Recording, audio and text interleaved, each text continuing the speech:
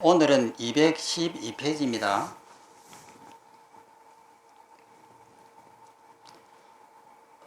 원문을 한번 읽어 보겠습니다.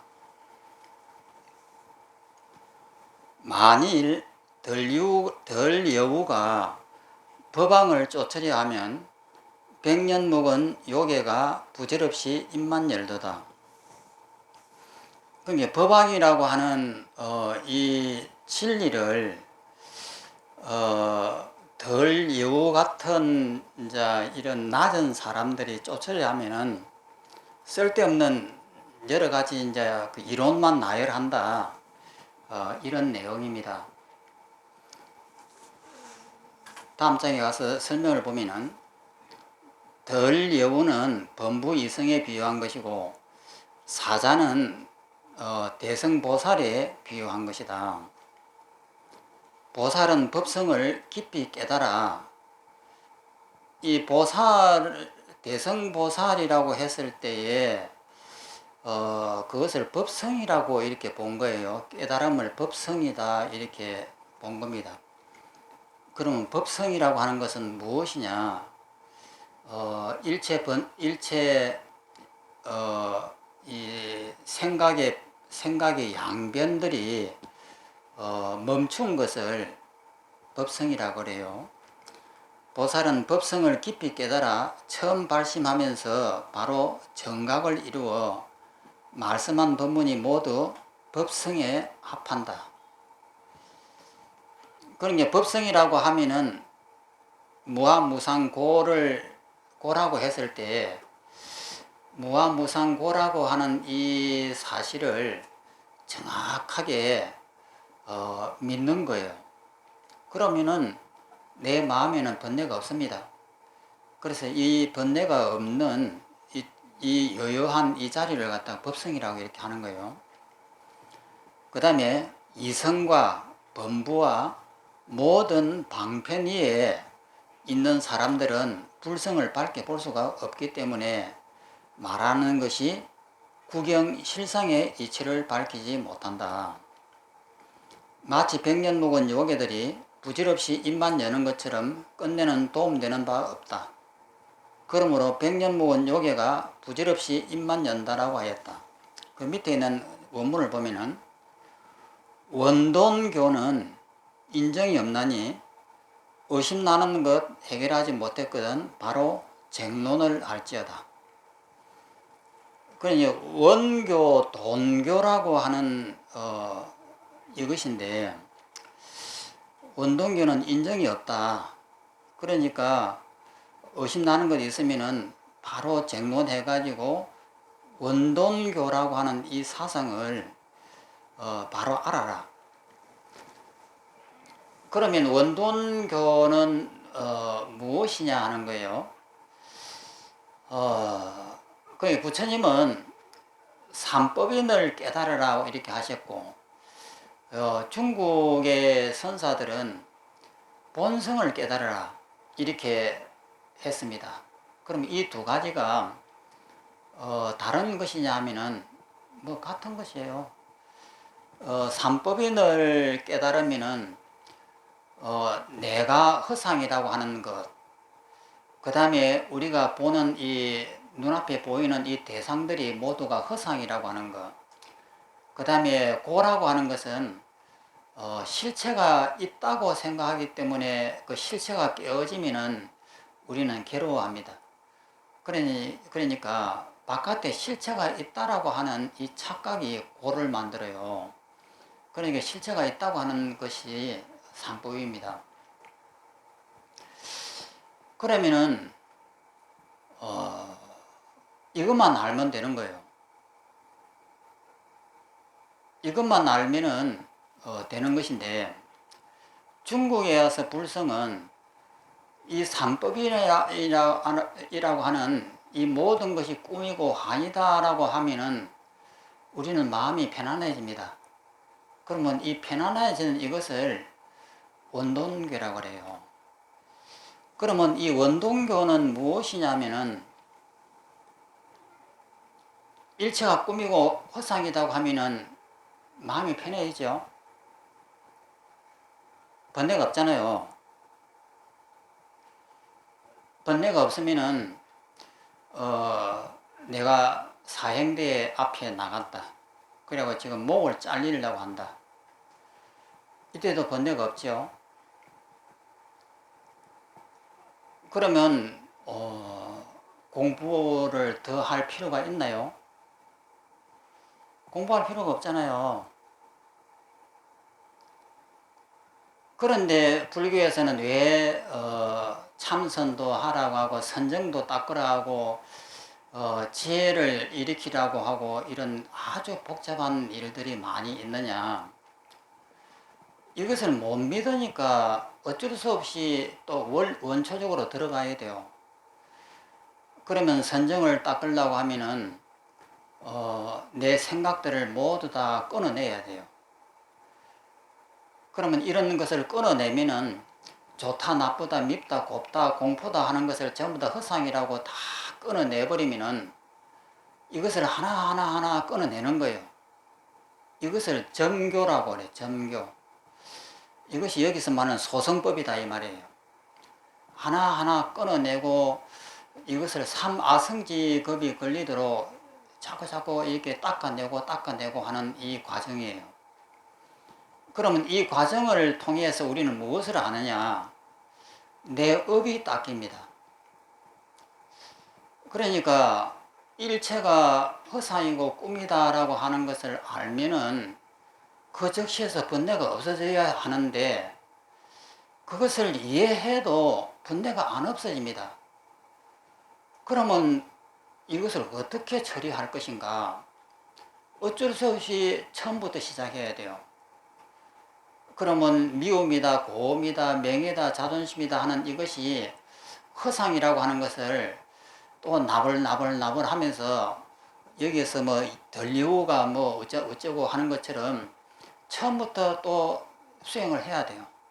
이것을 또 하나하나 끊어내는 수행을 해야 된단 말이에요. 그렇게 해가지고 내 업이 정화되면은 많이 닦여가지고 명예도 사라지고 자존심도 사라지고 전부 다 업들이 다 닦여지면은 어느 순간에 일체가 내가 없고 이 세상이 허상이고 전부 다 고다 하는 말을 듣는 순간에 바로 믿어요. 그러면 그렇게 이제 다시 이제 거슬러 올라가야 된단 말이에요. 그러면 이 이치는 너무나 쉬운데 쉬워가지고 이것을 공부를 해야 될 것인가 할 정도로 쉬운 일입니다. 그런데 이 쉬운 일을 우리가 못 받아들입니다. 왜 못 받아들이냐? 우리가 학교에서 배웠던 것은 그것이 아니거든요. 자존심을 세워라, 명예를 세워라, 명예가 없으면 그것은 죽은 자보다 못하다. 우리는 인간은 만불의 영장이니까 고고하게 살아라. 이런 잘못된 이런 이치를 우리는 학교에서 매일매일 배웁니다. 그리고 우리 조상님 때부터 배워가지고 이 DNA가 내 머릿속에 가득 차 있는 거예요. 그러면 이것을 처음부터 닦아내는 이 무수한 과정이 필요합니다. 그래서 그 과정을 다 닦아내다 보면은 이제는 아는 거예요. 일체가 꿈이고 환인이라 하면은 그 즉시에서 알아요. 그래갖고 다시 의심이 없습니다. 의심이 없다는 말은 내가 죽음의 사형대에 다 올라갔을 때 이것이 꿈이고 환이야. 이것은 하나의 로봇가 머릿속에다가 많은 정보를 담고 있는 것이기 때문에 즉 말해서 이 로봇이라고 하는 것은 죽음이 없습니다. 그런데 이 정보가 정밀해지다 보니까 이제는 죽음을 두려워하게 되는 거예요. 그래서 이것이 전부 다 가짜인 정보에 불과한 것이야 하는 이것을 정확하게 알면은 두려움이 없는 거죠. 그러니까 여기서 원돈교라고 하는 것은 이 번뇌가 어떻게 해서 시작되는지 점차 이렇게 설명을 안 합니다. 그러면 원돈교는 단번에 일체가 다 허상인 줄 알면은 우리 마음은 고요해진다. 이것만 가르쳐요. 그러니까 이 말을 쉽게 알아들을 수 있느냐? 어떻게 알아듣겠습니까? 안 되는 거죠. 이치로는 너무나 쉬운데 그것을 누가 알아듣겠느냐고요. 그러니까 다시 처음부터 삼성을 닦아야 되는 거예요.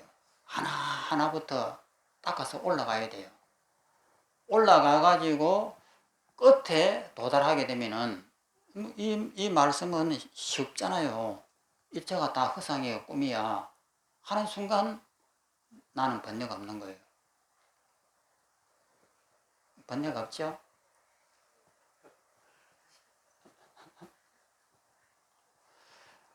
번뇌가 있다라고 생각하면은 못 믿는다는 거예요. 그 못 믿으면은 또 처음부터 시작해야 돼요. 명예도 없고 자존심도 없고 전부 다 하나하나 이성 성문정각이 수행하듯이 처음부터 또 하나하나 닦아 나가야 됩니다. 그래서 지금 이 자리에 계신 분들은 무수한 성문정각들이 떴던 그것을 다 마스터 하셨거든요. 마스터 하셨으니까 이제는 이 쉬운 말이 가슴에 확 하고 닿는 거예요. 가슴에 안 닿으면은 다시 성문정각으로 돌아가야 됩니다.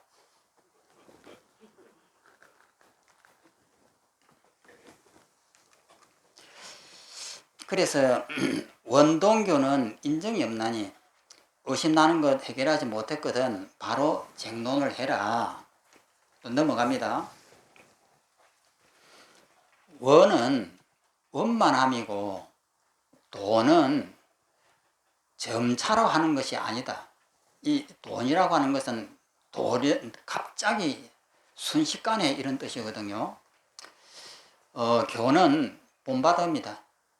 성인께서 갖추어 하신 말씀은 이치를 말하여 중생들을 교화하는 것으로 의의를 삼는다. 원돈의 가르침은 점차로 빌리지 않고 점차 닦아나는 것이 아니다 이 말이에요. 점차를 빌리지 않고 한 번 뛰어서 부처의 경지에 들어가는 것이다. 말은 쉽죠. 말은 쉽지만은 이것을 어떻게 감당하느냐 이 말이에요. 전하는 말씀에 이르기를 비유하자면 태자는 왕의 위의 덕을 갖추고 가릉빈가는 여러 새들의 소리보다 뛰어난 것과 같다. 가릉빈가는 뭐냐면은 음악의 신입니다. 같다고 하였다. 인정이 없다는 것은 대중과 같이 하지 말라는 것이다. 일체 중생이 만일 의심이 있는데 해결하지 못했다면 반드시 밝히 알아야 한다. 이것은 세간의 학문이 아니다. 나고 죽는 일이 커서 실로 쉬운 것이 아니기 때문이다. 그러므로 아래 글에서 그 원인과 결과를 밝혔다. 그 밑에 있는 우문을 보면은 이 산성이 그러니까 여기 영가 스님 자신을 말하는 겁니다. 너 나를 드러냄이 아니라 수행함에 단견과 상견의 함정에 떨어질까 두려워합니다. 다시 보겠습니다. 이 산성이라고 하는 것은 산에 사는 스님을 산성이라고 이렇게 합니다. 너와 나, 이 양변이지요. 나와 너, 크고 작다, 그 다음에 길다 짧다, 선이다 악이다, 옳다 그르다, 이것을 양변이라고 이렇게 해요. 우리의 생각들은 전부 다 이 양변으로 가득 차 있습니다. 그래서 양변의 대표성을 이 두 개로 나눈 거예요. 너, 나 이렇게. 너, 나를 내가 이렇게 설명을 하는 것은 너, 나를 드러내려고 하는 것 아니다. 이렇게 이야기했습니다. 그 다음에 수행함에 단견과 상견의 함정에 떨어질까 두려워서 내가 이렇게 잔소리를 하는 것이다. 이런 말씀이잖아요. 단견이라고 하는 것은 일체가 공하다라고 하는 것이 단견이고, 상견이라고 하는 것은 영원하다라고 하는 상견이에요. 그러면 상견이라고 하는 것은 실체가 있어갖고 영원하다는 것이고, 단견이라고 하는 것은 아무것도 다 없다는 것이에요. 그러면 상견과 단견을 제외하면은 이 세상은 뭐냐면 허상이에요.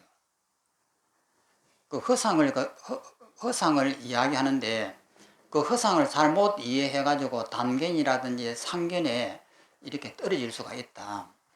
그래서 그 말을 이제 하기 위해서 너니 나니 하는 이 양변을 가지고 입으로 계속 이렇게 말을 한다, 이 내용입니다. 다음 장에 이것은 영가대사께서 스스로 말씀하신 것이다. 어찌 산성이 너니 내니 하는 마음을 드러내겠는가? 이런 분별을 내가 드러내려고 하겠는가? 미래 일체 중생이 법문에 발심하여 수행을 하다가 마음을 잘못 쓰므로 단견과 상견에 떨어질까 염려했으다.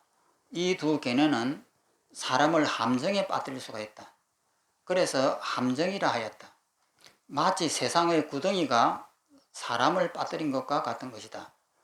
인도의 96종 외도가 인도의 사상가들을 전부 다 통틀어서 96종이라고 이렇게 한 거예요. 외도가 이 단견과 상견의 견해에서 벗어나지 않는다.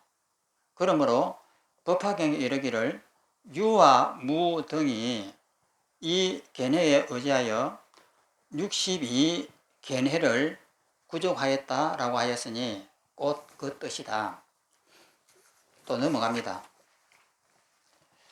그 다음 장의 원문을 보겠습니다.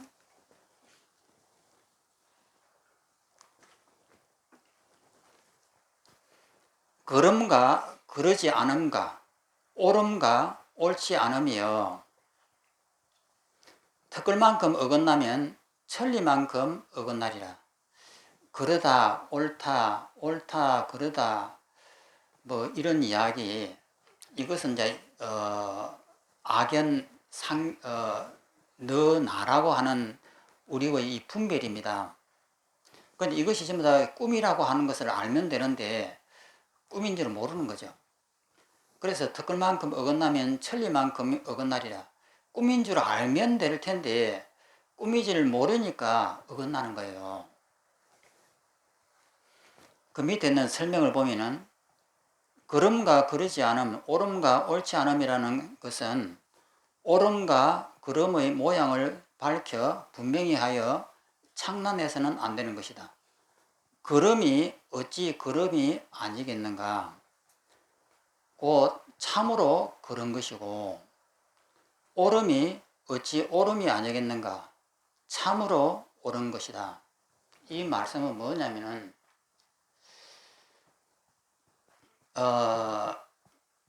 우리가 미움이라고 하는 이것을 우리는 허상이라고 배웁니다. 그러면 미움이 허상일 수는 없잖아요. 그 실체가 허상이지만은 우리가 실제 이 현상 세계에서 쓸 때는 미움이 필요한 겁니다. 그러니까 미움이 필요하다라고 하는 것을 정확하게 아는 것을 지금 이야기하는 거예요. 그런데 아까도 이야기했지만 내 자식이 죽었는데 슬프지 않느냐? 슬프죠. 내 자식이 죽었는데 안 슬퍼한다고 하면은 그것은 비정한 부모가 되잖아요. 그러면 슬퍼한다고 하면은 어긋난 것 아닌가? 이렇게 생각할 수가 있습니다. 그러면 슬퍼하는 것은 우리 업이에요. 수없이 닦아오면서 우리가 만들어내 놓은 업이다 말이에요. 그러면 이 업이라고 하는 것을 우리가 헛것이니까 무시해버리는 것이 도인이냐? 전혀 아니에요. 그러면 미움이라고 하는 이것이 필요한 겁니다. 미움이 이 세상에 없다고 하면은 우리가 어떻게 이 세상을 살겠습니까? 미움도 없고 오름도 없고 다 허상이니까 다 없애버리면은 이 세상이 무너져요. 그러면은 내 자식이 죽어서 슬픈 것은 부모의 어쩔 수 없는 그 마음이에요. 그래, 그것을 슬퍼하면서도 이것이 전부 다 우리의 업에 의해서, 내 정보에 의해서 만들어내놓은 하나의 가짜라고 하는 사실을 정확하게 알면서 열나게 슬퍼하는 겁니다. 그러니까 슬퍼하고 슬픔이 끝나면은 말짱해져야 돼요. 근데 이것을 참 이해하기가 어렵잖아요. 어떻게 말짱해질 수가 있느냐. 밤새도록 통곡을 하고 잠자다 꿈속에도 눈물을 흘리고 이래야 되는 것 아닌가? 이렇게 생각하지만 이것이 정보입니다. 정보. 우리 머릿속에 주입해 놓은 로봇이다 이 말이에요. 그러면 이 로봇가 감정이 이렇게 공포가 일어나면은 로봇 하니까 감정이 없는 거예요. 그런데 이 로봇가 더 정밀해지면은 나라고 하는 자아가 생기고 그 다음에 이 감정이 만들어지게 되어 있습니다. 그럼 우리 인간은 어떻게 되어 있느냐? 처음에는 이런 감정이 없었죠. 그런데 자꾸 진화해 오면서 이 감정을 만들어였는데 이 감정을 어떻게 표현하느냐면 이 머릿속에 있는 이 뇌세포, 그 시냅스라고 이제 과학자는 그러잖아요. 그 시냅스가 엔돌핀이라든지 이런 화학약품을 탁 분사하면은 기분이 엄청 좋아지는 거예요. 그러니까 돈을 갖다가 복권을 탔는데 갑자기 60억이 탁 당첨됐단 말이에요. 그러면은 이런 정보가 60억이다 하는 순간 머리에서 시냅스에 있는 이 화학약품이 엔돌핀 같은 핵약품이 팍 분사되는 거예요. 분사되니까 너무나 기분 좋아가 펄쩍펄쩍 뛴단 말이에요. 그러면은 그런 감정을 이제 일으키는 이제 이 호르몬 작용이 처음부터 그렇게 됐겠습니까? 처음부터 된 것은 아니죠. 그러면 로봇가 됐을 때는 그런 감정이 없으면은 어떻게 되느냐? 나 그 복권 당첨돼서 끝이에요. 뭐 펄펄 뛰고 할 것이 하나도 없는 거예요. 그냥 현실 그대로를 정보 그대로를 알고 있을 뿐이에요. 그런데 이 감정이라고 하는 것을 갖다 일으키려면은 이 호르몬 작용이 분사가 탁 되면은 기분이 좋아지고 부모님이 돌아가셨다 하면은 또 호르몬이 탁 분사가 되면은 슬픔과 이렇게 이런 생각들이 마음을 지배하고 그럼 호르몬의 우리 노름에 우리는 놀아나는 것이단 말이에요. 그러면 그런 호르몬이 없는 로봇 같으면은 아직 완전하지 못한 덜 된 로봇 같으면은 아무 감정이 없죠. 사람을 죽이고도 아무런 감정이 없고 그런 것은 우리가 일상생활에서 우리도 많이 씁니다. 이 생선을 갖다가 팔딱팔딱 뛰는 놈을 갖다가 그냥 도마에다 올려놓고는 탁 하고 해놓고는 그 이제 살을 갖다가 이렇게 해를 뜰 때 요놈을 어떻게 멋있게 떠갖고 맛있게 먹을까 이렇게 하잖아요. 그런데 사람을 죽인다면은 안 그랬대잖아요. 똑같은 생명체인데. 그리고 배추를 갖다가 탁 뽑아갖고는 탁탁탁탁 칼로 잘라갖고는 소금을 팍 뿌려가지고는 요놈을 갖다가 어떻게 하면 고춧가루를 착착착착 엮고 전혀 죄의식을 안 느낀다고요. 똑같은 생명인데 어떤 것은 두려워하고 어떤 것은 재미있어하고 이것은 뭐냐면은 머릿속에서 시냅스에다가 호르몬을 갖다가 엔돌핀 같은 걸 탁 풍기면은 기분이 좋아지고 안 풍기면은 안 되는 거예요. 그러니까 배추 같은 걸 자를 때는 뭐 이렇게 참 두렵다든지 이 잔인하다든지 뭐 이런 것이 없단 말이에요. 그냥 현실을 보고 그냥 로봇처럼 작업을 하는 것이에요. 그래서 이런 모든 것들이 정보가 우리한테 주는 것이다라고 하는 것을 정확하게 알면은 우리는 이것에 묶이지 않습니다. 묶이지 않고 항상 이게 자유롭거든요. 그런데 이해는 다 합니다. 이해 다 했죠. 그런데 내일 아침에 죽으려고 하면은 사형대에 가서 올라가서 죽으려면 꿈이다라고 하면은 여여해지느냐? 안 되잖아요. 그러면 그 사형대에 올라가서 두려움이 전혀 안 일어나느냐? 두려움이 안 일어날 수도 있고 또 두려움이 일어날 수가 있습니다. 있어도 딱 돌아보면은 그 즉시에서 이것이 모두 꿈이고 아니구나 하는 것을 딱 알고는 여유할 수도 있는 거예요. 그래서 수정이 없는 것은 아닙니다.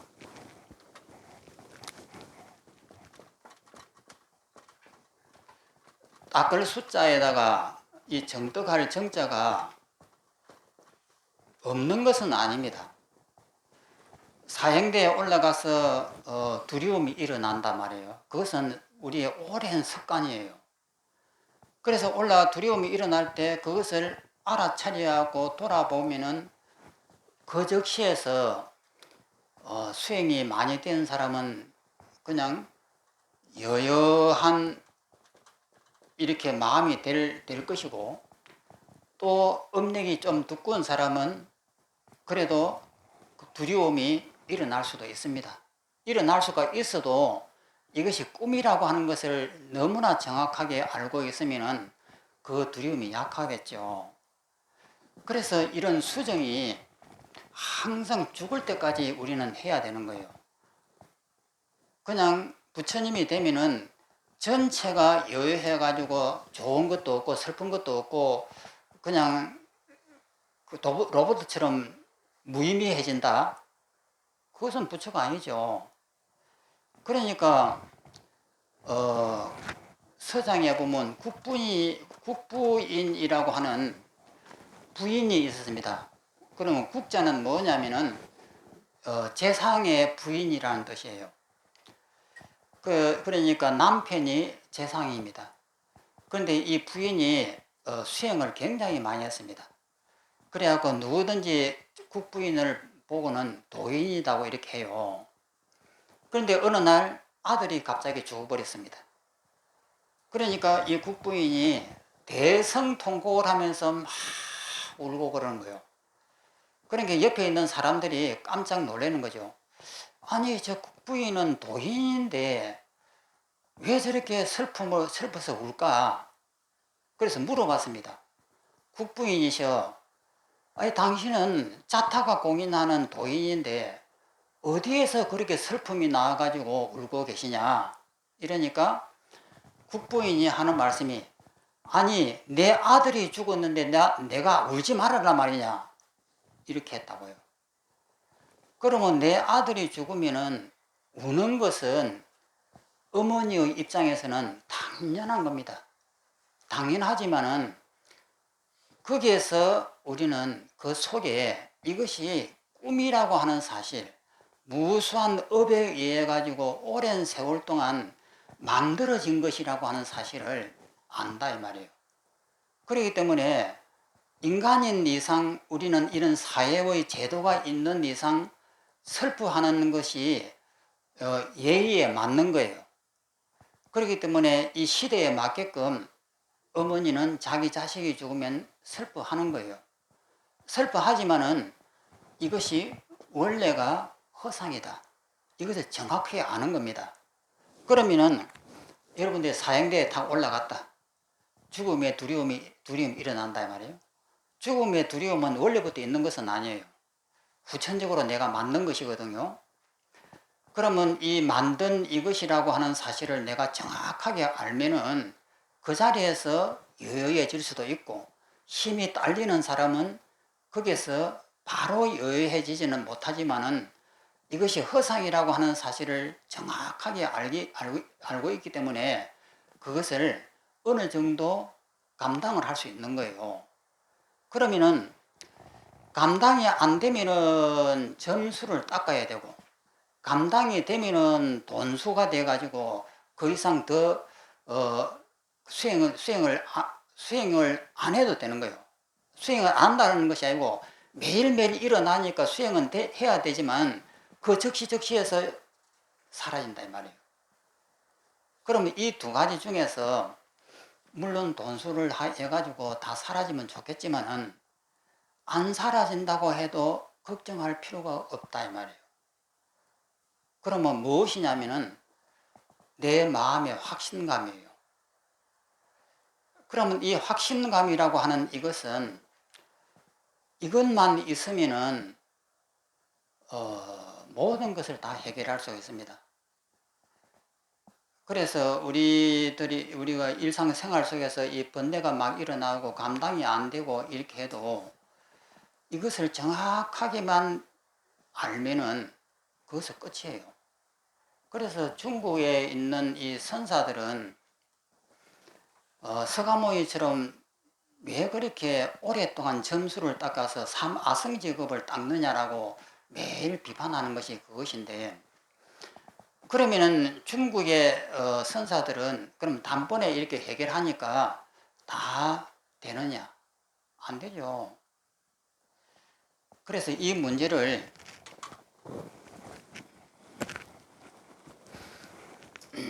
어느 순간에 여러분들의 이 마음속에 이 문제가 명확하게 와야 됩니다. 그래서 이것은 수행하는 것도 아니에요. 알고 있는 이 사실에 대해서 명확하게 내 마음속에 확신이 확 와야 된다 이 말이에요. 그래요. 이 확신이 왔다라고 하는 이 말은 뭐냐면은 두 번 다시 끌려가지 않는다는 것이에요. 그러면 이 확신이 어떻게 보면 너무나 쉬울 것 같은데 안 된단 말이에요. 그 왜 안 되느냐? 업력이 두터워가지고 이때까지 내가 집어넣었던 이 정보는 명예다 자존심이다 하는 이것이 너무나 이렇게 강력하게 버티고 있으니까 그것을 넘어설 수 있는 힘이 약해서 그런 거예요. 그래서 닦으라고 하는 거예요. 오랫동안 닦아야 된다. 그런데 이 중국의 이 책은 그럴 필요가 없다는 거예요. 이치를 생각해 보라는 거예요. 이치를 생각해 보면 닦을 필요가 뭐 있느냐? 그냥 마음만 딱 뒤집어 버리면 끝 아니냐? 이 내용입니다. 그러니까 이 내용을 음력이 얕은 사람은 이 말을 듣자마자 바로 실천을 합니다. 바로 마음에 강한 확신이 확 들어오면서 정말 꿈이야 하고는 그 다음부터 돌아오지 않는 거예요. 실천이 바로 돼버리는 겁니다. 그러니까 어떻게 보면 너무나 쉬운 일이고 안 되는 쪽에서 보면은 너무나 어려운 일이고, 그러니까 이게서 지혜가 정말 필요한 겁니다. 지혜가 없으면은 몸이 이제 고생을 하는 거죠. 우리 그 이제 절에서도 수행자들이 굉장히 많고 30년, 40년을 이렇게 수행을 많이 합니다. 그러면 그런 분들이 선정에도 많이 들어가고 그냥 선정에 들어가서 이렇게 수행을 하면은 3개월이라고 하는 이 세월이 눈 깜짝하게 흘러갈 수도 있습니다.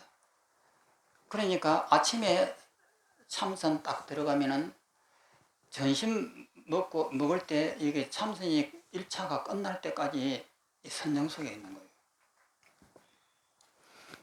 그러면 그렇게 3개월 동안 3개월이라는 시간이 순식간에 흘러갈 정도로 이렇게 수행이 잘 됐으면 그 스님은 도인이겠죠. 이것이 도인이 아니다 이 말이에요. 그럼 뭐가 도인이냐면은 이거 전부 다 허상이야 했을 때 우리가 허상이라고 생각하면은 가만히 앉아서 생각하면 내 몸뚱이도 허상이고 명예도 허상이고 자존심도 허상이고 그 생각해보면 몸이 없는 것 같은 느낌이 누구든지 들어요. 이렇게 드는 이것을 믿으면 되는 거예요. 아무것도 아니잖아요. 나도 없다. 명예도 없다. 자존심도 없다.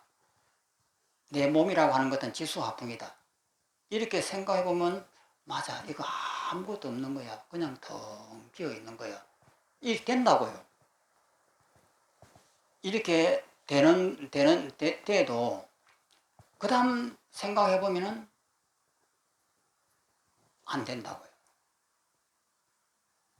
그건 뭐냐면은 이것에 대한 믿음을 가지면 되는데 돌아서서 보면은 또다시 번뇌가 나와요. 그러니까 아이고 이건 아닌갑다. 좀 더 강력한 어떤 체험이 와야만이 되지 이런 건 아니야. 이래 버린다고요. 그러니까 정확하게 무섭게 선정에 들어가 가지고 눈앞에 보이는 이 색계 현상이 전부 다 사라지는 것을 보면서 아 정말 꿈이구나 이렇게 하는 것이 정식 개통입니다. 그러면 이렇게 정식 개통을 해가지고 깨달음을 얻었다라고 하면 그 다음부터 확신이 생기느냐? 그것도 아니에요. 그러면 뭐냐면은 그러한 선정에 들어가가지고 삼법인을 깨닫는 것은 확신을 주기 위한 하나의 방편이다 이 말이에요. 그러면 그러한 방편을 이용해 가지고 내 마음에 확신을 들어오면은 그 확신을 내일부터 바로 생활 속에서 써먹을 수가 있어야 되는데 또 안 되는 수가 있는 거예요.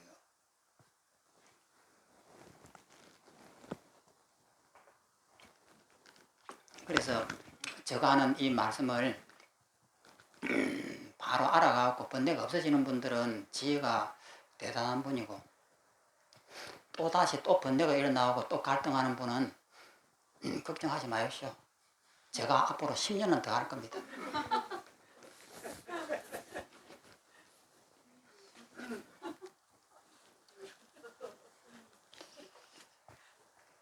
그 다음 장을 또 넘어가겠습니다. 오르면 용녀가 단박에 성불하고 이 법화경에 나오는 이야기입니다. 용녀가 법화경에서 바로 그 믿음을 통해 하고 이 부처가 되는 이런 그 내용이 법화경에 있거든요. 그러면 선성이라고 하는 이 비구가 그 믿지 않았기 때문에 산채로 지옥에 떨어져도다. 이 법화경에 나오는 이 이야기입니다. 그 이것도 마찬가지입니다. 제가 이런 그 말씀을 하고 경전에서 무수하게 말씀을 해도 성불을 잘 못하잖아요.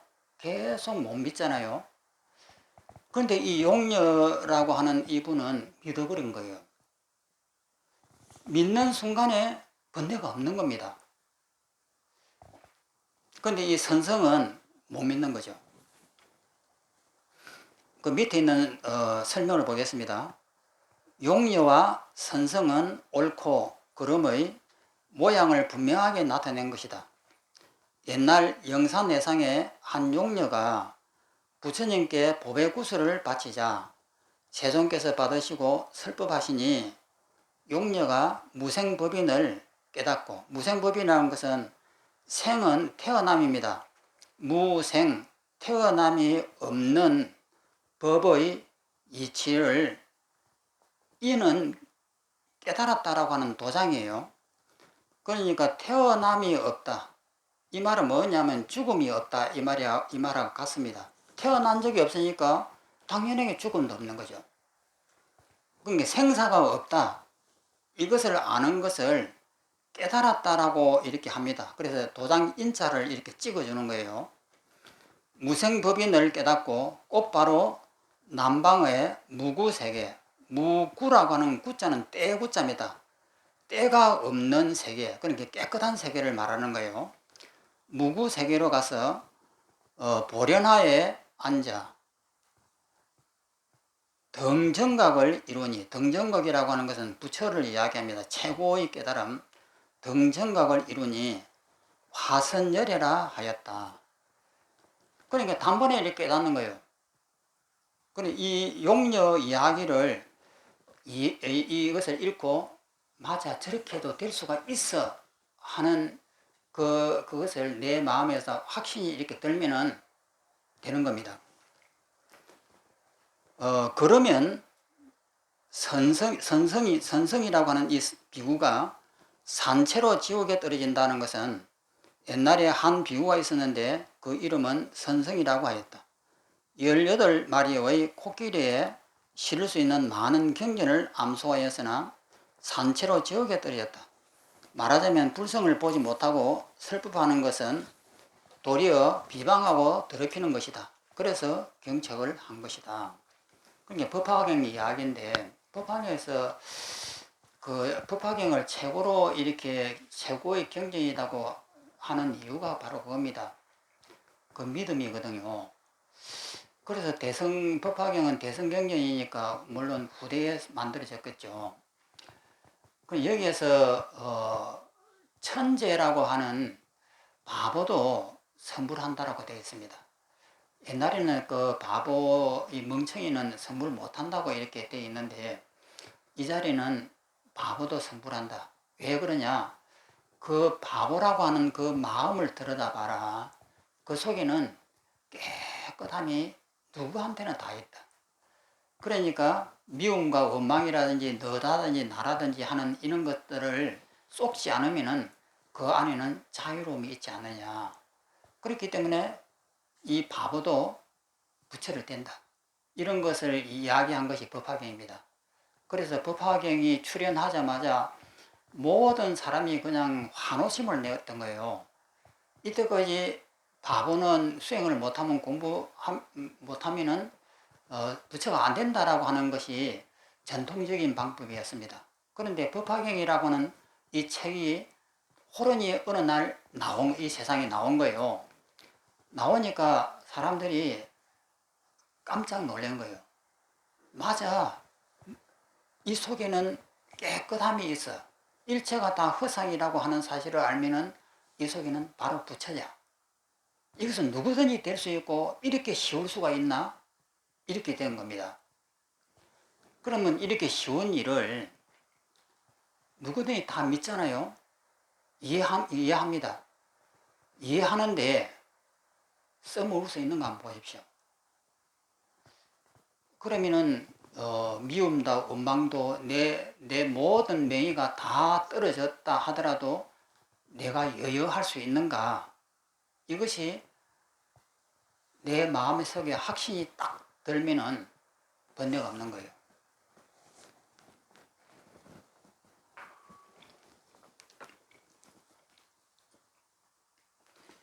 또 읽어보면은 원문에 나는 어린 나이에 학문을 쌓고 또한 일찍이 주와 소를 찾고 경론을 탐구했다.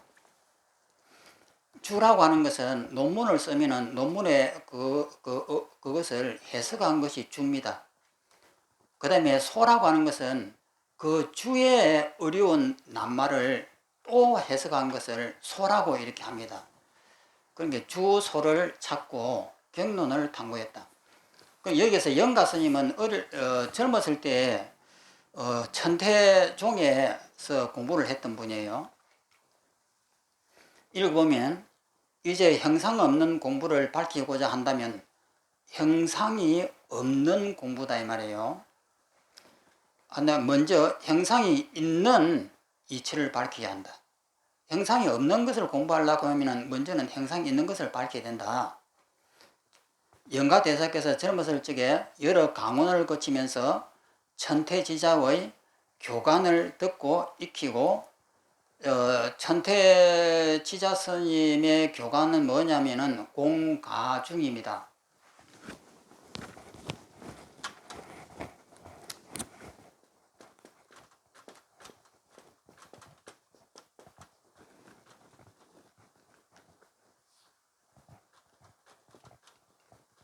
이런 책상이 있으면은 이 책상은 허상이에요. 그래서 이것을 공이라 합니다. 이 가는 또 뭐냐면은 이것이 허상이지만 우리는 지금 쓰고 있다. 가짜지만은 우리는 쓰고 있다. 그러면 중이라고 하는 것은 뭐냐면은 공가를 합한 것을 중이랍니다. 이것은 가짜지만 공이고 가짜이다라고 하는 거예요. 그래 이것을 진공묘유라고 합니다. 공하지만은 있다. 우리가 이 칠판을 보면서 이거 칠판이 공하다고 하는 것을 갖다가 알면서도 이것을 쓰는 거예요. 이것을 가라고 그러고 이것이 공하다라고 하는 것을 공이라고 합니다. 그러면 중이라고 하는 것은 뭐냐면은 이것을 공한 줄을 알지만은 이것은 칠판이니까 인정을 해주고 우리는 이것을 가지고 사용하는 거예요. 그러니까 죽음이 왔을 때 죽음이라고 하는 것은 공합니다. 그렇지만 죽음이라고 하는 이 사실은 실제 존재하는 겁니다. 가짜로서 존재한다.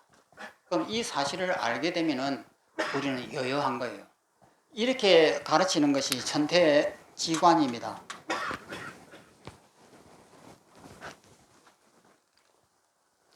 천태지자의 교관을 듣고 익히고 경론에 심차하여 학문을 쌓고 널리 물었다.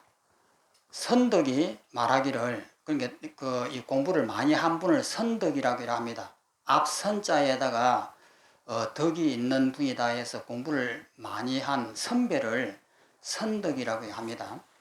선덕이 말하기를 범납 5년, 절에 들어온 지가 5년 된 겁니다. 범납이라고 하는 것은 5년 이전에는 율부를 정밀하게 연구하고 계율입니다. 처음에 들어왔고 계율을 연구하고 그 다음에는 경론을 밝힌 뒤에 경론을 연구하고 그 다음에 선지식을 참방하여 생사를 결탁한다. 생사 문제를 해결한다 이 말이에요. 라고 하였으니 이것이 곧 도에 들어가는 차례이다. 전생의 법에 대한 종자와 원력이 있지 않으면 이것을 온전히 할 수 있기가 드물다. 예로부터 모든 성인이 다 그렇게 하지 않음이 없다. 달마대사께서도 삼장을 배웠고 배워 갖추었고, 삼장이라고 하는 것은 경율론, 논을 배웠고 선정 닦는 것을 더욱 전일하게 하여 알지 못하는 것이 없었다. 구세의 학인들은 여기에 미칠 수 없으면서 도리어 해방하는 말을 하니 매우 옳지 못한 일이다. 비유하자면 통발과 올개미는 물고기와 토끼를 잡는 데 있으니 이미 물고기와 토끼를 잡았으면 통발과 올개미는 잊어야 하는 것과 같다. 그러니까 경전을 이제 잊어버려야 된다 이 말이에요. 그 근본 이치만 이렇게 알면은 이것은 아래 그래서 볼 수 있다. 밑에 있는 원문을 보면은 명과 상을 명이라고 하는 명칭입니다. 상이라고 하는 것은 모양입니다. 칠판이라고 하면은 칠판이라고 하는 명칭과 칠판이라고 하는 사각형이라고 하는 모양, 이것을 명상이라고 해서 눈앞에 보이는 모든 사물을 명상이라고 이렇게 부릅니다. 명상을 분별하여 실 줄 모름이여 옳다 그러다 너다 나다 높다 낮다 이렇게 우리는 분별하잖아요. 분별하여 실 줄 모름이여 바다에 들어가 모래알 헤아리듯 부질없이 스스로 피곤할 뿐이다. 그러니까 옳으니 그러니 맞으니 틀리니 이런 것을 하는 이유는 뭐냐면은 이것이 전부 다 허상이다고 하는 것을 가르치기 위해서예요. 그러면 그것을 명상을 따라서 들어가다가 그 속에 비어있는 이 모습을 알아차리면 되는 거예요. 또 넘어갑니다. 읽어보면은 경론의 학이 배우를 학입니다. 학이 어찌 허물이 있겠는가? 우리 부처님 여래께서 금으로 되어 있는 입입니다. 우리 여기 앞에 계시는 부처님도 금으로 되어 있는 입을 갖고 계시죠. 금구로 말씀하신 경전을 무량한 국토에서 그 이름조차도 들을 수 없는데 어찌 하물며 볼 수 있겠는가. 그러므로 규학이 사람을 미혹하게 하는 것이 아니고 사람이 스스로 규학을 미혹하는 것임을 알겠다. 우리가 못 알아들으니까 이것이 미혹하게 되는 거예요. 알아들으면은 그냥 부처가 될 수가 있는데, 예스님이 말하기를 경전을 보는 데는 반드시 경을 보는 안목을 갖춰야 한다. 만약 경을 보는 안목이 밝지 못하면 도리어 이름과 모양에 현혹되어 마음자리를 궁구하지 못하고 한결같이 들은 것만 많아진다 라고 하였다. 그러므로 다음과 같이 말하였다. 개송, 아무리 많이 배워도 탐욕을 이룰 뿐 어찌 머리 돌려 자신의 부끄러움 알랴. 비틀거리며 부질없이 타향의 나그네가 되어 복문 가운데 종풍을 책임져 감당하지 못하네. 이 종풍이라고 하는 것은 일체가 허상인 줄 알면은 내 마음이 고요하다. 이 내 마음이 고요하고 이것을 종풍이라고 합니다. 또 비유하자면 바다에 들어가 모래알 헤아리듯 부질없이 스스로 피곤할 뿐이다 라는 것과 같다. 그 다음 장에 도리어 열애의 호된 꾸지람 들으며 남의 법에 선들 무슨 이익이 있으라. 그러니까 경전을 많이 이렇게 보면은 헷갈립니다. 그러니 그런 것 하지 말고 내 마음속에 있는 이 청정한 이 자리를 그냥 알아라 이 말이에요. 그러니까 굉장히 어떻게 보면 쉬운 일이에요. 서가모니 말씀도 너무나 쉬운 일이에요. 일체가 꿈이고 환이고 허상이다. 너무나 쉽잖아요. 그런데 이렇게 쉬운 이 이야기를 우리가 평생을 이것을 연구를 하면서 이 뜻을 모른다 이 말이에요. 그러니까 이 이치는 옛날 스님네들이 말씀하잖아요. 세수하다가 코 만지는 것 같다. 세수를 이렇게 하면은 코를 안 만질 수가 없습니다. 그 정도로 쉽다 이 말이에요. 그러면 우리 여기 계시는 분들도 이것이 쉬운 줄 다 아시잖아요. 다 아시는데 써먹으려고 하니까 자꾸 발목을 잡습니다. 그러면 그거를 어떻게 대처를 해야 되느냐. 자기 뺨을 계속 때리는 수밖에 없습니다. 어떻게 하겠어요? 내가 안 하려고 하는데. 그러니까 이런 말씀을 지금은 이렇게 듣고 계시잖아요. 계시는데 이 말씀이 가슴에 그냥 망치로 때리듯이 확 하고 와야 되는데 그렇지 못하고 이해가 된다는 점이에요. 그러니까 못 써먹는 거예요. 그래서 어느 날 길을 가다가 옆에 있는 민들레를 보다가 어느 날 확 하고 오는 거예요. 아, 맞아. 이것을 내가 10년 전에도 이렇게 알았고 몇 년 전에도 이걸 다 알았는데 왜 지금에 와가지고 이것을 가슴을 때릴까? 그 이유는 간단합니다. 업이 안 닦여서 그래요. 명예심, 자존심 이것을 못 놓아버리고 이것에 계속 끄달려가고 있는데 어느 세월이 가는 순간에 이것이 점차 놓여지는 거예요. 놓여지니까 이 관점의 전환이 탁 오는 겁니다. 아, 맞아. 어제도 내가 알고 있었고 이건 10년 전에도 알고 있었다. 그런데 그것이 나를 못 때리는데 오늘에서 비로소 이것이 가슴을 탁 때리는 거예요. 가슴이 때리면 그 순간에 죽음이 와도 죽음을 받아들일 수 있는 거예요. 여태까지는 죽음이 하면 벌벌벌 떨면서 내가 왜 죽을 거냐면 깜짝 놀래잖아요. 그런데 이것이 가슴을 탁 때리는 순간 맞아, 이게 전부 다 꿈이야. 꿈이라고 하는 것을 10년 전에도 알았거든요. 그런데 왜 10년 전에는 알았는데 이것에 대한 확신을 못 가졌을까? 자기 업이 두터워서 그런 거예요. 업이 두텁다 하니까 죄를 많이 지어서 그러는 것이 아니고 명예다 자존심이다 하는 이것을 못 놓아버린다 이 말이에요. 그래서 여러분들이 지혜만 이렇게 있다고 하면은 이 깨달음은 정말 쉽습니다.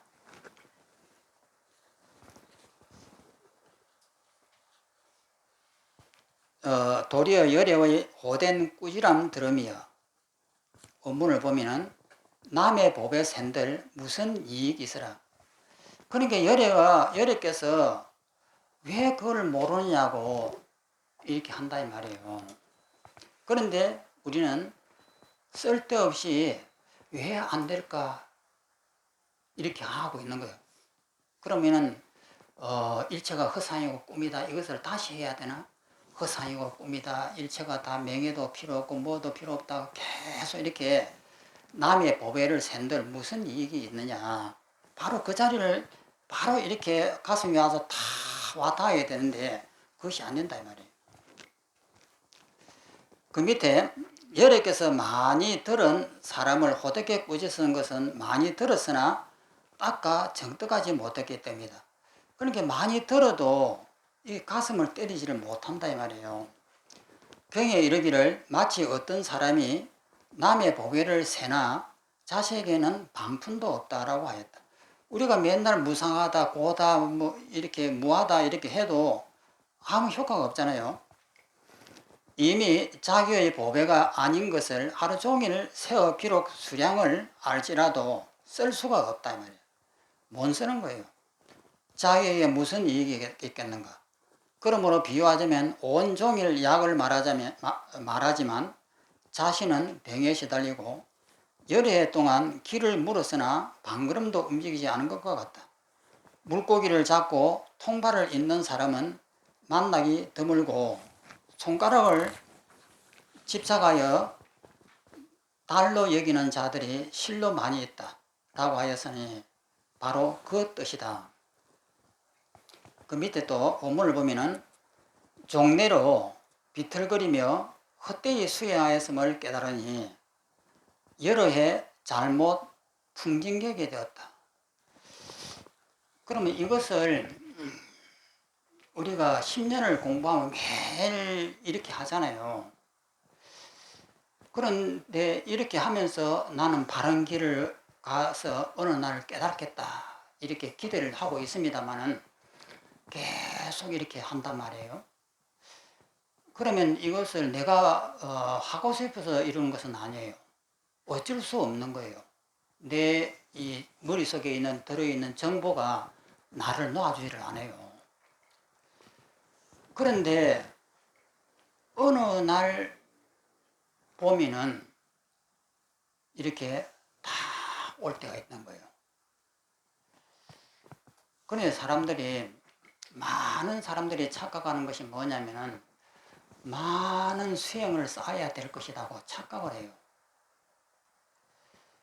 많은 수행을 쌓는 것이 아니다 말이에요. 그 수행은 왜 하느냐? 내가 가지고 있는 잘못된 이 지식이 머릿속에 가득하였기 때문에 이거 정화하는데 무지한 시간이 걸립니다. 그래서 이 많은 것을 정화하는데 시간이 걸려서 시간이 많이 걸리는 것이지 이것만 나를 놓아주면은 그냥 오는 것이잖아요. 허상이고 꿈이다. 이건 누가 모르겠습니까? 그러니까 아까도 말씀했습니다만은 못 알아들어도 걱정을 하지 마십시오. 제가 10년 동안 할 겁니다. 그러니까 10년 동안 들으시면 됩니다. 제가 처음에도 제가 하는 이제 드리는 말씀들이 우리 여기서 6년 전에 했는데 6년 전이나 지금이나 그 본문을 들어보면 똑같아요. 일체가 꿈이고 환이다. 계속 6년 동안 합니다. 그런데 같은 이 말을 6년 동안 이렇게 하는데도 이것이 점점 닦여요. 처음에는 너무 생소하다가 지금 제가 이런 말씀을 드려도 전부 다 이해를 합니다. 그런데 이런 이야기를 아무것도 안 들었던 이제 사람들한테 하면은 깜짝 놀래요. 무슨 말을 저렇게 할까? 도저히 이해가 안 되는 말을 한단 말이에요. 그러면 그때하고 지금하고 여러분들이 비교를 해보면은 엄청나게 변했다라고 하는 것을 알 수가 있습니다. 그것은 뭐냐면은 공부를 안 한다고 해도 이미 관점이 바뀌어버린 거예요. 옛날에는 너무 생소하고 엉뚱하게 들리던 그 이야기가 지금은 당연한 것처럼 이렇게 듣고 이렇게 계시는 거예요. 그러면 그만큼 여러분들은 깨달아 버린 거예요. 그래서 공부가 됐는가 안 됐는가를 확인을 하려면은 이것을 보면 금방 확인이 됩니다. 이런 말씀을 들었을 때도 당연한데 내가 조금 힘이 좀 딸려서 저거를 못 따라가지, 저건 당연한 이야기야, 이 정도까지 온 거예요. 왔다고 하는 것은 그만큼 내 관점이 이렇게 많이 바뀌어 버렸다는 거예요. 이것이 깨달음이라고 하는 거예요.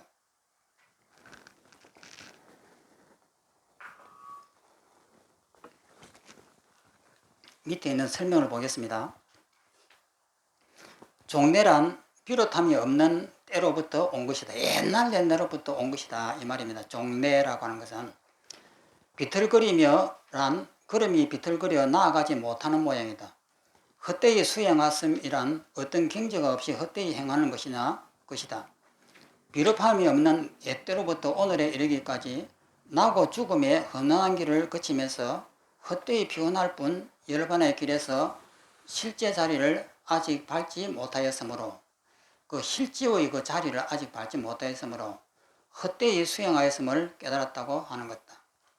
여러 해 잘못 풍진객이 되었다는 것은 비유하자면 세상 사람들이 바람에 흩날리는 쑥처럼 남북으로 천리길을 떠돌아 다녀 고향과는 더욱 멀어져 잘못 풍진객이 되는 것과 같다는 것이다.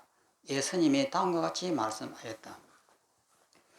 문 앞에 한없는 길에 누가 고향집에 이르는 사람인가?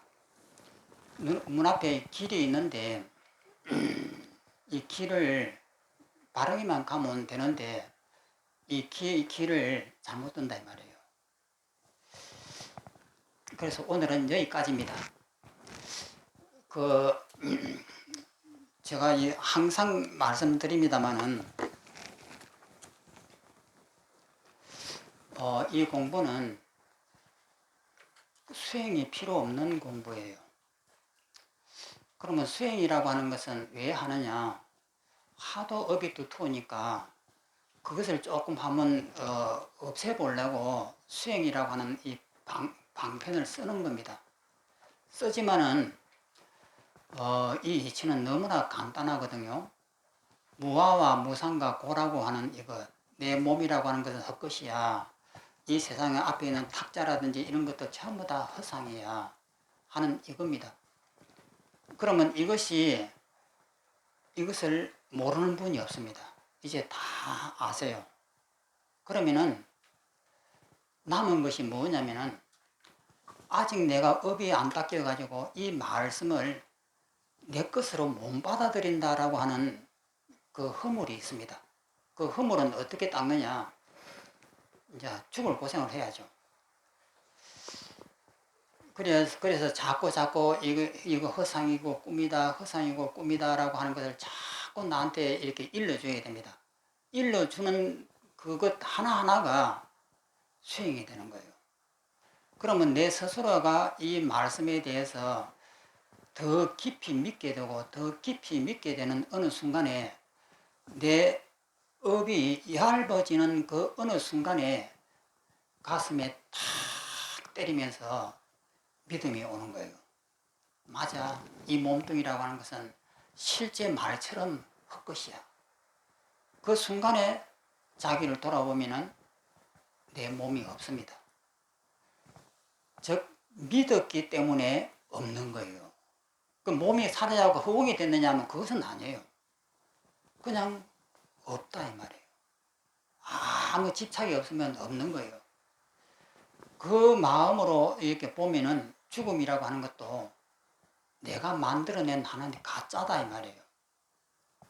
그러면 이때까지는 죽음이 가짜라고 아무리 들었어도 이것이 실감이 안 났는데 그 순간에는 명확하게 가슴이 와닿는 거예요. 맞아, 가짜야. 이래 되는 거예요. 그러면 그날을 내일 바로 오실 겁니다. 자, 마치겠습니다.